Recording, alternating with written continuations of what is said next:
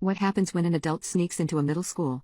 A couple of years ago, my stepdaughter left her school bag at home. She texted me to bring it to her, so on my lunch break, I grabbed it and drove to her middle school. As I walked toward the main office, a woman ushering kids into the auditorium shouted, "Get to the gym for assembly. Come on, guys, pick up the pace." I kept walking toward the office, but she turned to me and said, "Come on, Missy, turn around and get to the assembly." I burst out laughing, which only irritated her. "Young lady, you are late for assembly. Let's go," she continued. Before I could even tell her that I wasn't a student, her hand was behind my back and I was being forcefully walked into the auditorium. I just kept on laughing at her, which I guess pissed her off, so she wasn't listening to me anymore. When I got inside the auditorium, students were beginning to take their seats, then a security guard touched my back and told me to go take my seat. At this point I snapped and said that's enough. I calmly told him that I don't go there and I only came to drop off my backpack to my daughter. He realized my pantsuit, heels, and makeup, and said, "Oh my god, I'm so sorry." He talked on his walkie-talkie to get my daughter and I dropped off her backpack to her at the assembly. After I chatted with the security guard for a bit, he actually gave me his number, but I threw it out. I don't think it's right for a school security officer to have given his number to a woman he thought was a student. That was a major red flag for my daughter's school. When I left the auditorium,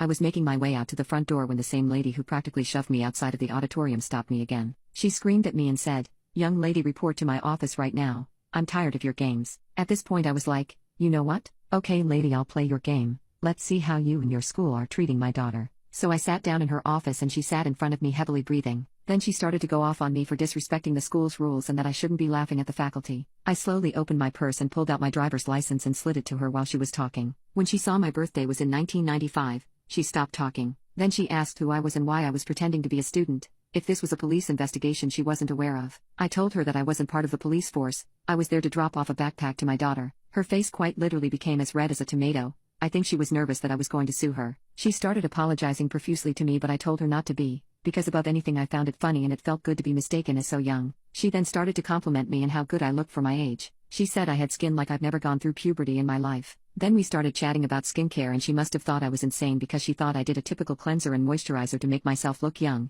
but I told her I used microneedling. When she found I used needles in my face she thought I was some masochist or extreme beauty guru, but I assured her I'm not. I showed her that I use a Cure micro-infusion facial system and explained that it doesn't hurt me at all because the needles are so paper thin and short, you can barely feel it. It penetrates your skin by just enough to make sure the oils go inside. I showed her pictures of me during my pregnancy and how I had gained so much acne. At the time I was using Korean skincare, CeraVe, and almost paid for laser treatment, but decided not to because of the side effect. When I bought a Cure micro-infusion facial system, it ended up being the only thing that worked because it tackled the acne from the inside rather than the outside, essentially flushing out the toxins in my skin. The woman laughed, saying she wished she had found out about the micro-infusion facial system sooner because maybe if she did her husband wouldn't have left her for a 22-year-old lady. Yikes.